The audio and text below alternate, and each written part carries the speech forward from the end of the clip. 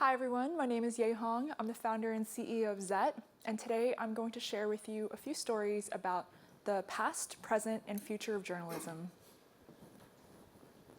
In 59 BC, the Romans invented the first ever newspaper by inscribing the news of the day onto a stone tablet. Now, this was known as the Acta Diurna, and it was written on stone so that the literate in the town could read the news to everybody else who was, mainly non-literate back in the day.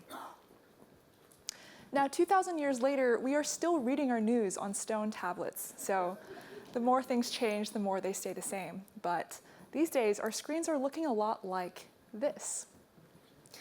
This is a paywall. And if you recognize this screen, you're one of a billion people who hit paywalls every day. Now, paywalls are a necessary and much needed invention, right, for newsrooms to have the revenue that they need to fund journalism. However, they also lead to a crisis of misinformation, fake news, and sensationalism when they bottleneck access to critical, real information. Until today, our product drops paywalls legally across the internet with just one click, like magic. So our secret sauce as a company is that we're one of the only companies in the world to be able to broker over 111 licensing deals with some of the top paywalled publishers. To date, our licenses include Forbes magazine, New Scientist, all the McClatchy properties, including the Miami Herald, Sacramento Bee, and so many more.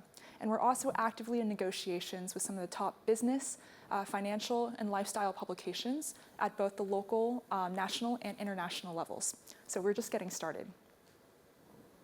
In terms of our business model, we charge $9.99 a month for our lowest tier, $19.99 a month, and $29.99 a month for our heavier reader tiers.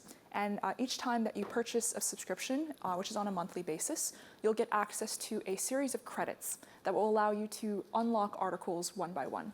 So it'll be 30, 60, and 90 credits respectively, which means each credit is 33 cents. And so every time you spend a credit to unlock a news article in our network, a journalist will get paid for the read. Now, the media industry is worth a whopping $60 billion, and that's despite a tiny 0.36% paywall conversion rate. That means that most of the revenue that's flowing through digital streams today is after 99.7% of readers have actually bounced from the page. We believe that our product can 10x this conversion rate, if not better, and therefore provide a sustainable business model for journalism to continue onto the future. In terms of our margins, we have revenue share deals with each of our publishers ranging from 30 to 50% for our take. And that also means that we can ensure that the majority of the revenue, 30 to 50% for our take. So the majority to half of all revenue goes to newsrooms directly. Now, I want to tell you a little bit about myself. So I am a first-generation immigrant to the States. My mother was a journalist. My father was an engineer. I studied at Harvard College, where I studied philosophy and government, and I worked at Forbes magazine as a business reporter where I reported on public market trends. Now, when I was in the newsroom, what I noticed was that there was no easy way for even journalists like myself to be able to read all the news that I wanted to consume behind paywalls, much less afford it on a journalist's salary. And I thought, if I work in the media industry and I'm running into this problem, I wonder how many people like me want to have access to information, but they just are either students or they don't have all the different articles that they want to read, or maybe even their workforces don't have the information access that they would like. Now, I'm joined by an incredible team of business development media specialists as well as technologists. My head of partnerships, Axel, he has 10 years of experience in the licensing department, closing some of the biggest deals in media. And my CTO, Alex, has built startups from the ground up, and I'm super excited to be working on this problem with both of them.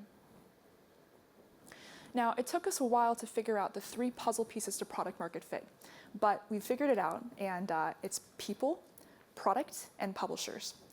So starting with people, we need to ensure that a new generation of users is excited about how to utilize, how to pay for and utilize access to journalism, because right now there's kind of a declining readership rate, right, across many different publications.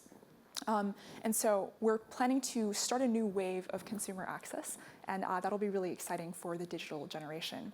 In terms of product, the product needs to be simple enough so that it can plug easily into all different kinds of journalism backends, and that includes something that can integrate across all technology providers so that whatever the paywall is, whatever the website looks like, and wherever you access it in the world, you can have access to the right articles. And then finally, for publishers, obviously it's something that the publishers need to get behind so that one central player will be able to license content from everybody.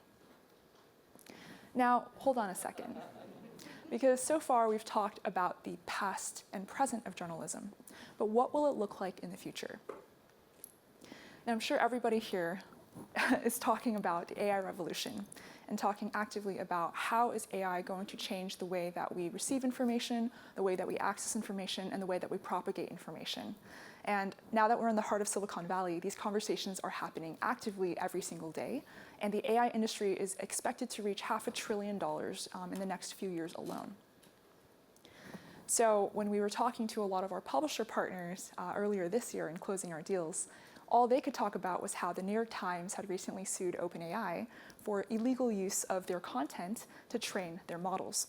And one thing that we realized was that this is not just a problem that consumers face, it's also a problem that companies face and enterprises face, and increasingly AI companies that need to have the same licenses that we do in order to legally use the content. And so what we're excited about is that in expanding onwards to the future, we also want to service different types of industries, including AI, to ensure that journalism can have a widespread impact and that we can also close revenue share deals with large enterprises that can then go back to fund newsrooms.